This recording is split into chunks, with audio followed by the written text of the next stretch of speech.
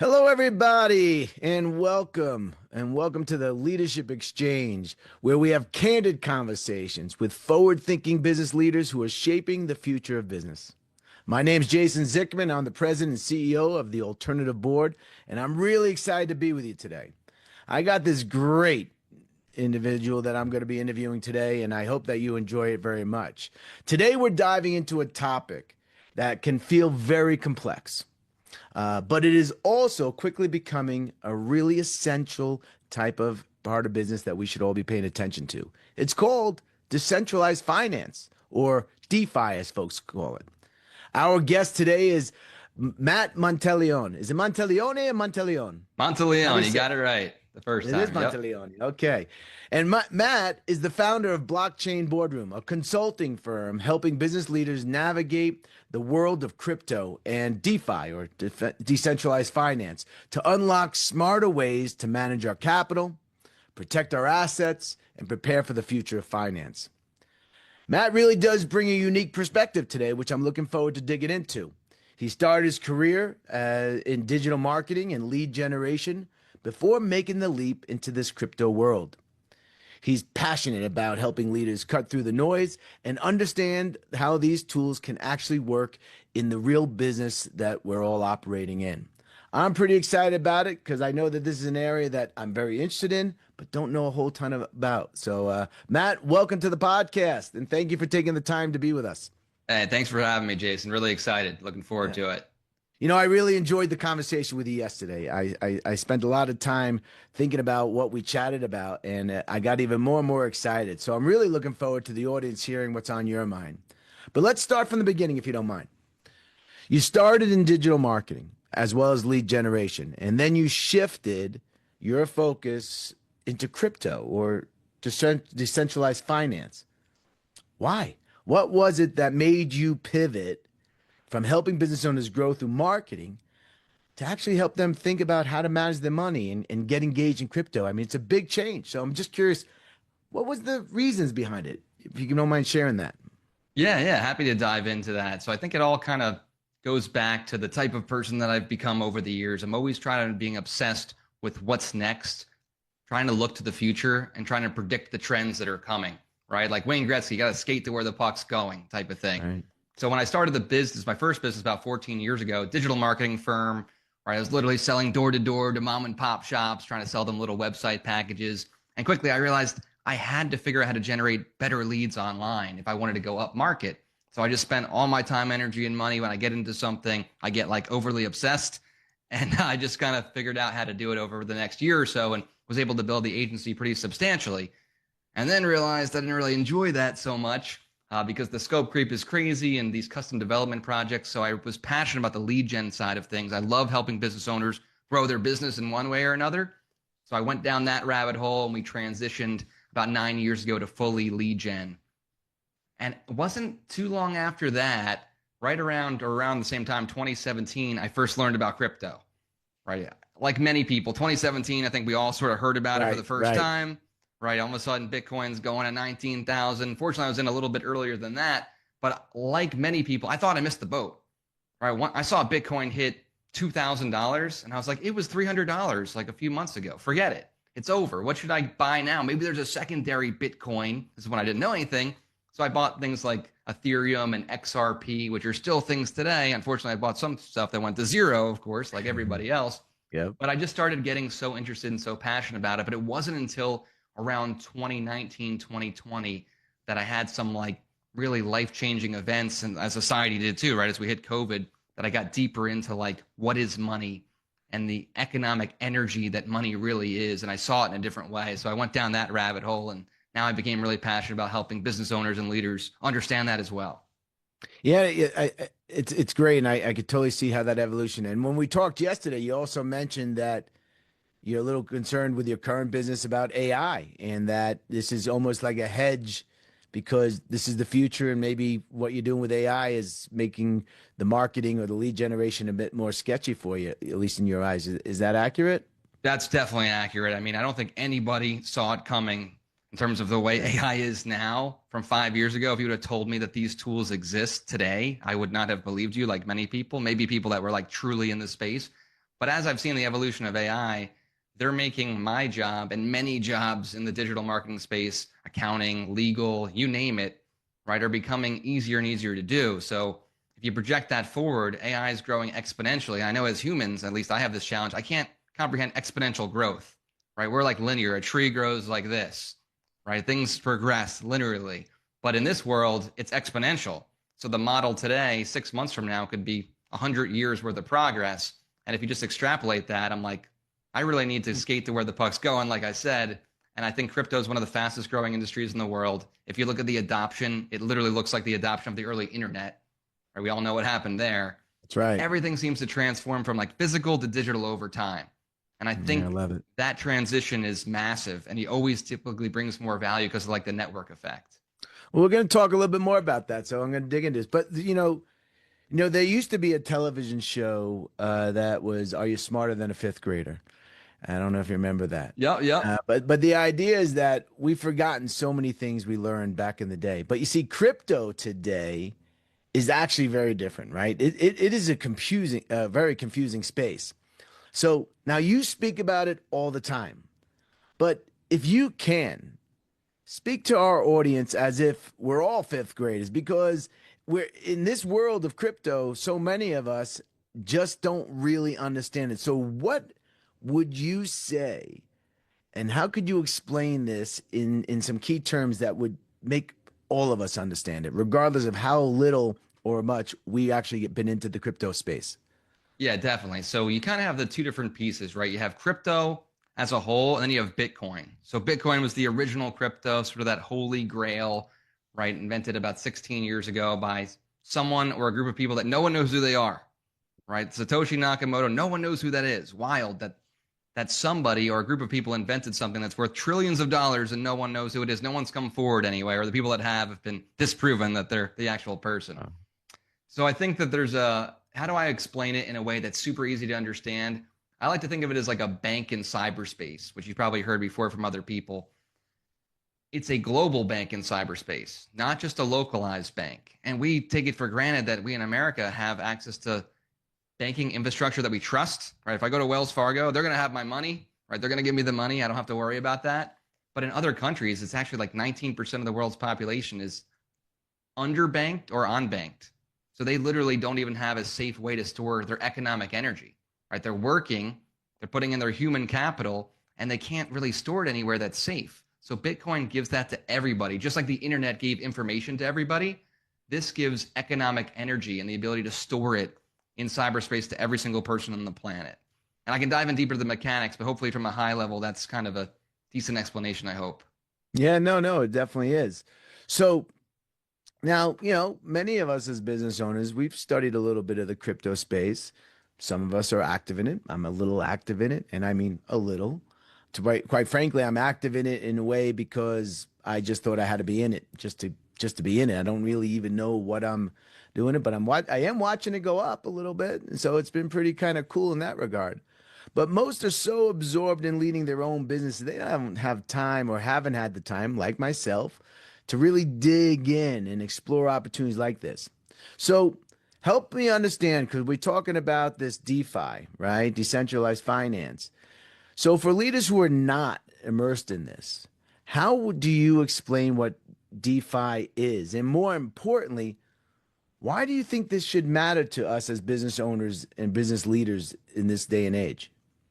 Yeah, that's a really good question. I like the way you framed it. So it's one of those things that we're all running our business. We have a million things to do every day. I totally get that. But I've heard this quote that we spend like 40,000 hours of our lives working to accumulate this pot of gold, right? And accumulate economic energy so that we can hopefully live off it forever. So I'm like, it probably makes sense to spend 20 hours or 50 hours or 100 hours learning how to keep it. Because unfortunately, cash just bleeds value. I mean, the dollar's down like 11% this year, right? So what decentralized finance is it basically gives the ability for average people, retail investors, business owners, and leaders to access financial products that were typically only reserved for banks. So for example, loans. So there's crypto-based loans. So I help business owners and leaders understand that if you were holding Bitcoin on your balance sheet and you wanted to, let's say, finance a machine to help expand your business, you could actually take a loan against that Bitcoin as collateral in under about 2 minutes, no paperwork from the bank, 5% interest rate, no monthly payments.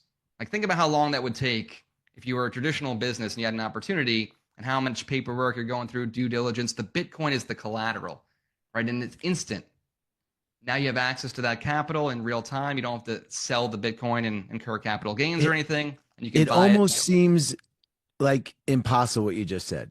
Right. Like that's unbelievable thinking right there. So cool, right? And how long has this been happening? These loans and stuff like that. Probably only about 5-ish years the DeFi sort of But loans but have existed. years, but years. Years. Years. We're not quantifying this in days or months. You're talking about this is like going on for years. You've been involved and you've been seeing this happen. Amazing, Yep. amazing. Yep. So Such a cool thing. it doesn't go with credit worthiness. It doesn't go with the relationship you have with the bank. It is literally just an asset that you're able to borrow upon. Asset you could borrow upon. And what's even cooler is, well, that's actually a cool thing in and of itself. But furthermore, you can hold stable coins, which are US dollar coins, instead of keeping them in your high yield savings account, your business checking or business savings. You're so pumped that you're at 4% right now because the interest rates are high, which is unbelievable compared to where it was. But you can have that same capital, instant access to liquidity at like 14% APY. So now you're earning 14% on resting capital, where before you were earning 4%, and that's high, right? Traditionally, you're getting 0.5% or something like that, sometimes less. So now you have the ability to actually earn on resting capital, as well as a financial vehicle to be able to take loans with no paperwork, no nothing. Of course, you need the collateral, which would be Bitcoin in this case, but you can do it with other cryptos too. Amazing, amazing. And what's the downside to this? When you say what's the downside, do you mean like to Bitcoin in general or crypto in general? Well, I guess so. The risk maybe that's involved in it compared to what it was. I mean, look, the stock market has risk. Everything has risk. But Sure. how do you evaluate? I mean, if you were advising somebody, this sounds all great, but is there a risk side to this? Is there a downside to this? Yeah, of course. Like anything can have some level of risk, right? Now, barring World War III or something crazy or a black swan event, if you look on a long enough time horizon, everybody is basically in profit on Bitcoin unless you bought like 4 days ago. Now, we're talking at a really good time where Bitcoin's near all-time highs, but on a long enough time horizon, it typically always goes up. And I can talk through why I believe that happens and like the actual mechanics behind why it seems like it's up only. Stuff to do with supply and demand, a deflationary asset that's never existed in human history, and the digitalization of capital in a way that hasn't happened before. But the biggest risk to me is like if you need money tomorrow, Bitcoin is a terrible store of value because anything can happen. It can go down 10% in a day. It's gone down 20% in a day, years ago. So it's not a good store of monetary energy on a short-term time horizon, but on a long-term time horizon, we're talking about this finite asset. 21 million will ever exist. We're at like 19.6 million, 19.8 million that have been mined thus far in 16 years. So logic would say, all right, well, how many years do we have left to get the rest of them? That's what most people would think. Well, the crazy part is we have like another 115 years till we get the rest of them because of this deflationary mechanism. So if you just think of supply and demand, right, the demand is increasing. I mean, public companies bought 150,000 Bitcoin in Q2 and 100,000 in Q1. Publicly traded companies. This is unimaginable for us 10 years ago in the Bitcoin world, right? But we're only making 450. Sorry, yeah, I didn't read the headline. I wanted to read the article before you and I got on the phone, but the podcast today. But the President Trump just signed something in the Oval Office about Bitcoin. So I mean, it's becoming definitely more mainstream and not kind of a trend or a fad, I should say. So it's very interesting. Yeah. Definitely. People say like, oh, it's tulip mania. You hear that all the time. It's tulip mania. I'm like, tulips didn't become worth $2.4 trillion. I mean, Bitcoin by market cap is the 5th largest asset in the world right now. So if you just took away everyone's like preconceived notions and you just said, hey, there's this thing that's been around for 16 years. It's the 5th largest asset. It's bigger than JP Morgan Chase. It's bigger than Meta, just past Google by market cap. You'd be like, oh, I really want to know about that. And that's why I was excited to get you on the podcast, because I really do believe it's time. It's probably past time, but it's time now that we all start paying attention to this and getting a little bit further along. So with that being said, Matt, like many business owners, I've dabbled, like I mentioned a moment ago, in Bitcoin.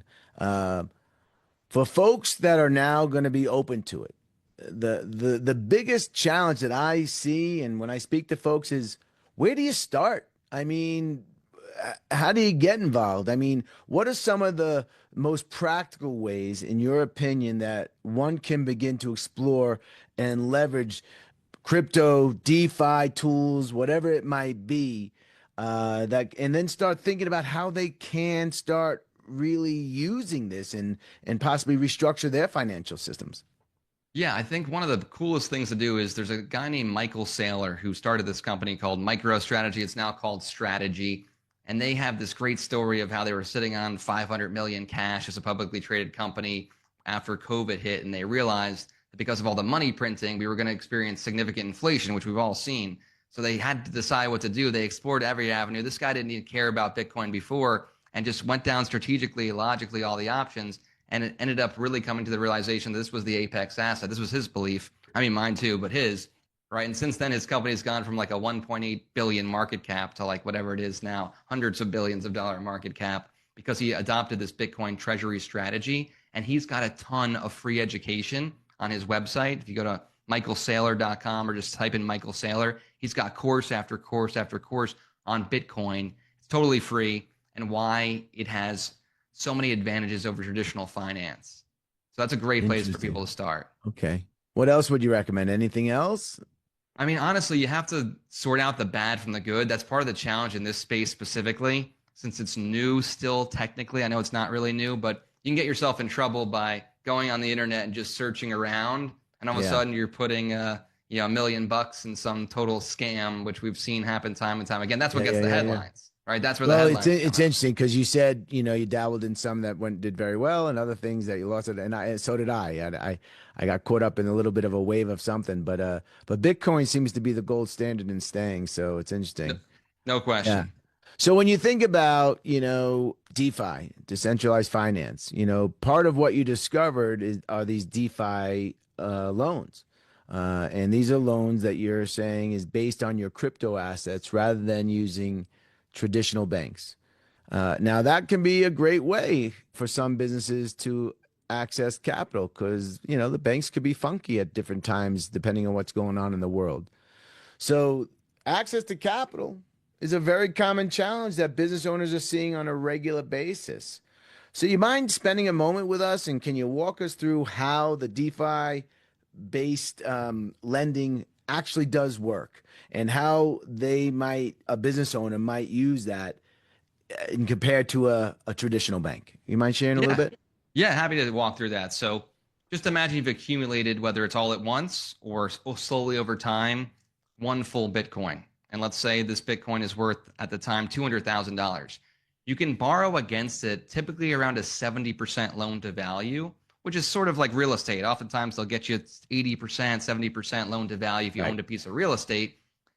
Now, the risk here is the margin call. So if the price drops below a certain number, right, they can liquidate the collateral. So that's one of the biggest risks in DeFi loans, which is why I always recommend to people, again, it's not financial advice, just education, right, that you don't go over 30 to 40%. Because the idea that Bitcoin is going to drop 60 or 70% at this point, there was a time when I think that was possible. I don't believe that's possible ever again, barring some black swan event, right? Then you're much safer in that realm of reality. So they basically take custody of your asset, right, while the loan is out there. And again, the cool part is no monthly fees. Like you don't have to make payments. There's no payments that are required. It's just a balloon. So if you kept that for 5 years, let's just say you needed to for whatever reason, and then you paid it back later. Now, in reality, what would likely happen is Bitcoin would also appreciate in value over those 5 years. So you could clip off a very small piece of it and pay it back and still have the rest. That's what a lot of people have been doing as Bitcoin's been going up. I wonder how the traditional banks are addressing this phenomenon of sorts. This has to be a real head scratcher. Or do you think traditional banks will wind up getting into the crypto space as well?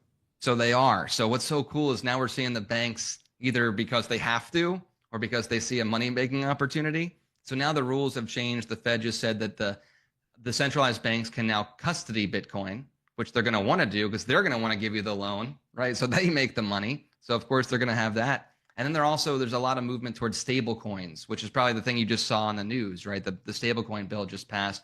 And stable coins are basically US dollar coins. They're pegged to the US dollar. Now, there's different issuers, so you want to be careful because some of them are very sketchy. Some of them are very trustworthy. But stablecoin issuers are the biggest buyers of US treasuries now. Because literally, they just take the money you give them, they buy US treasuries at 5% interest or whatever they're paying now, and issue you this token. So this company called Circle just went public. You got to look at their stock chart. It's gone through the roof. They're printing money because you're giving them money. They're turning it into a coin that has a secure element to it, but then they're just using that money to buy US treasuries. So I think the US government now sees it. Like you said, the administration sees the value in crypto, and also all the financial institutions see the value as well. And there's one more thing I'll tell you about if we get into it is the payment processing element. Like Visa and MasterCard and all them are adopting it because they realize the days of 3% fees are over. Crypto, you can send $1 billion for literally $1. Like the transaction fee would be $1. So it's just incredible. Yeah, and that's going to be, they're going to have to pay attention there because that's a huge part of their revenue model. Huge. So yeah, huge part. Yeah, amazing. So Matt, the audience that we have that listens to this podcast and we're in the circle that we operate in are a pretty sophisticated audience. They're business owners, they're business leaders. Now they're used to making significant risk assessed decisions each and every day. Crypto goes up, crypto goes down, and people have gotten in at the wrong time and lost money. Now that's investing, but I'd like to ask you, what would you tell folks in our audience interested in exploring this further? How to evaluate the downside? How do you really understand what kind of risk you're getting into or not so they get it? Because it's about as clear as mud to me. Yeah, I think it all comes down to, of course, your level of research you're willing to do, right? So spend 10 hours, and there's this really good like adage where you're 10 hours, like you're still a skeptic, 20 hours, you're a trader, 50 hours, you're an investor, 100 hours, you're a maximalist, right? So there's kind of this trajectory that'll take place as you do more and more research and then look at the historic trends. But one of the things about Bitcoin is, again, this is not financial advice, but dollar cost averaging, I think, is the easiest way because you're going to get the average price at any time.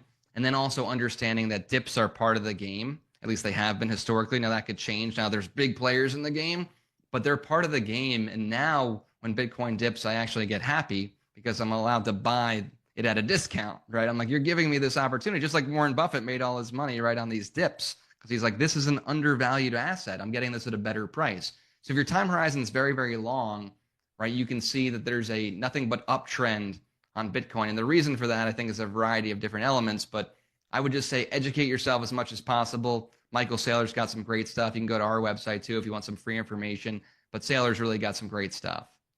Yeah, that's really good advice. I really like that. 10 hours, 20 hours. Yeah, that's really neat. I'm going to put in that time and I'm going to let you know if that's a trajectory that happens for me as well. Please do. So, yeah. Yeah, I will. So now you studied the evolution of money. We chatted a little bit. I found the conversation yesterday pretty compelling and interesting. And you've seen how things have gone digital and where traditional systems that have not gone digital kind of broke down. Now you are based in the States, and we have an international audience that's listening to this. Digital currency is now entering the mainstream, it seems, or it certainly is no longer a fringe, right? I mean, I think it's been around long enough. I was talking to my wife about it. This isn't a fad anymore. I mean, it's continued to be established. It's gone through the highs and lows. It's not a fringe anymore of finance. So what if I had to ask you to take a look in your crystal ball? And I know you have a nice crystal ball there. What would you say about digital currency and what may be in the next 5 years down the road? Yeah. So I think all of them to me, besides Bitcoin, are still speculation. Now there's fantastic products like Ethereum out there where things can be built on top of, almost like Apple. They built an app store. You could build your own applications, literally. Bitcoin to me is sort of like digital gold, right? It's storing your monetary energy. I think in 5 years, Bitcoin will continue its trajectory, right? It's basically gone up around 55% annually every year, compound interest, which is outrageous, right? If you look at like what the S&P index has done. Yeah, right. And if you look at just that, and let's extrapolate that a little bit, the S&P index versus Bitcoin over the past 10 years is down like 85%. Most people are pumped on their S&P index because it's up significantly against dollars. But if you kind of break it down like this, a gallon of gas in 1950 was 25 cents. Now let's say it's 3.25. Gas didn't get more expensive. The dollar lost 93% of its value. So you can't hold your economic energy in cash. Everybody knows that, right? That's why you invest. But if you had $100,000 in 1925, 100 years ago, right, you lost 99% of the value for what that's worth today. So you have to figure out a vehicle or multiple vehicles. And I think this is one that's well worth considering at the bare minimum. Yeah. It's fascinating. It really is. And everything you're saying, I tried to sit there and I tried to be the skeptic when I listened to it. I'm tried to been shooting holes in this, but it seems like it's really just responding as something that's really coming on pretty strong. So, Matt, as a business owner, switching kind of away from the crypto and the DeFi, but just speaking to you straight up as a business owner, a business leader, you've led teams now for quite so many years through some economic shifts, and you've had to make some major pivots. What do you think what was one of the toughest leadership decisions that you had to make in a time of uncertainty? And what do you think it taught you about adaptation and as a founder, and now as a founder of your third business? So does that make sense what I'm asking? Definitely. It makes a lot of sense. And it's a great question. So I'd say one of the hardest decisions to make was just the number of pivots that are required, especially in the marketing business. And to say like the last 7 words of a dying business, that's the way we've always done it. I don't want to be that person. Right. And fortunately, I've had groups in my life like Tab and peer advisory groups that have been super helpful and provided insight. So like you can't see the forest through the trees. And the decision I think I made that was the biggest was shifting from, we used to do a lot of outbound email campaigns. We would print money for ourselves and our clients with outbound email. And so many of the rules and regulations changed around that and they made it more difficult. And we realized people do business with they know, like, and trust. That's our avenue. And we literally built out a gifting platform, personalized gifting system. So completely not digital, which is funny. But if you want to get in front of someone and build rapport and build that know, like, and trust, we have a way that we were able to send physical personalized gifts using AI to diagnose their personality and all this cool stuff. And that allowed us to really create a much better revenue stream for ourselves and our clients. But it was a major pivot. It was going from email back to the physical, which is so funny. Everything comes full circle. Yeah. Interesting, man. So I have 2 more questions for you, but this is my last business question for you. Building a great culture, that's really it can be quite elusive or vague, or the concept of it, to many business owners or leaders. Now, we work with a lot of Tab members on culture and how important it is. Now, the challenge that we often see is not necessarily defining the values in the culture that you want, but actually bringing that to life, making it happen, making it become something that's breathing, within your business. Now, you said your team didn't just define values, but you built a set of core values and behaviors together. Can you share a little bit about one of those values and how you feel it shows up in your business at your daily work and the impact that you feel? And I guess, is there a message that you would share with the community about how important it is? Yeah, so I'm with you. I think culture is one of the most important things in any business. And you can see that some of the most successful companies have these great stories of culture and what they've done. Ritz-Carlton, Chick-fil-A, all these different businesses that have thrived on that. And I saw this speech once that really resonated with me. It hit me like a ton of bricks, where the guy was basically saying everyone has these core values of like integrity and strength and care and all these things. But like what integrity is to you is different than me and to everybody else in the company. So it's like, forget about these core values, do core behaviors that have a little bit more meat to them. And then every week we have core a different behaviors. Core behaviors. Core right? behaviors. Yep. So we have like every week we do a different one. Right? We ended up coming up with 16. We did this as a team, right? We have 16 different ones. It just happened to work out that way. And every week is a different one. So every day in our daily roundups, it's a different person's turn to give an example of one of the core behaviors that somebody else in the company did. And one of them will be like, have an end of day mindset. That's one of them. Never leave a conversation confused, because that's so much more understandable than like integrity, right? Or something like I'm that. totally. I love it. I love it. And how is it showing up in your business? How is it? What has it done for you, do you think? What's so cool is people call each other out on the core values, right? Where it's like, oh yeah, I'm gonna get that to you on Thursday. It's like end of day mindset. We can get that done today. Like, you know what, you're right. Or like client success above all else. Like, oh, I have to work extra time. Doesn't matter because that's our core behavior that we've agreed to. So it really does show up. It's so fun when somebody like actually says, I know it's kind of nerdy, but it really just feels I good that don't it think it's works. that. Well, maybe some folks might find it nerdy, but I'm a core value and culture nerd. So I love it. I might have to next time I do a podcast and we talk about culture and all that. I might have to bring you back and we'll talk about that because I that's the first I've heard about core behaviors. So well done, well Yeah, I done. love it. Appreciate it. Yeah. All right. So here's my last question for you because we're almost out of time here. Now, I'm a big music person. I love music. I go to a lot of live music. I like to talk to people. And I think that music, when people listen to and how they experience it just seems to put a smile on people's face. So here's my question for you.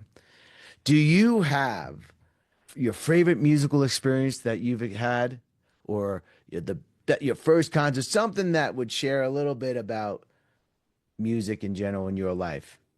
Yeah. Where does it So fit? the best concert I ever went to was a band called Revolution. So not Okay. Revolution, but Revolution. They're like a California reggae band, believe it or not, but they are fantastic live. Like the energy in the room is just outrageous. And I've seen them in big venues and I've seen them luckily enough to see them in small venues. And like I feel like they're one of those bands, like they say, like Dave Matthews, like they're better live, right? Like they're actually better live. Everybody feels connected. The message is very positive and uplifting and motivational. And that's the type of stuff that I really enjoy. Yeah, fantastic. Hey, Matt, I really enjoyed spending time with you. I love what you're doing. You're making this whole crypto and DeFi not just more clear, but more interesting. And there seems to be a hell of an opportunity there. So I would encourage anybody listening, regardless of whether you wind up investing or doing this, I think we all owe it to ourselves as business leaders of businesses to learn more. This is something that it's not going away. So let's just see how we might be able to leverage it in our business and whatnot. And if folks want to learn more about it, let me know, and we'll continue to bring guests on to talk about it. So Matt, outstanding job. I appreciate you taking the time and being so generous with yourself and your information. And I want to thank you. Hey, thank you so much. I really appreciate you having me on. Hopefully, I was able to add some value and got people's wheels turning, and they're ready to go do some crypto research here. There's no doubt about it. There's no doubt it. So, once again, everybody, thank you for paying attention and listening to our podcast, The Leadership Exchange. And I hope all of you stay well, stay safe, and as always, please be kind. Take care, everybody.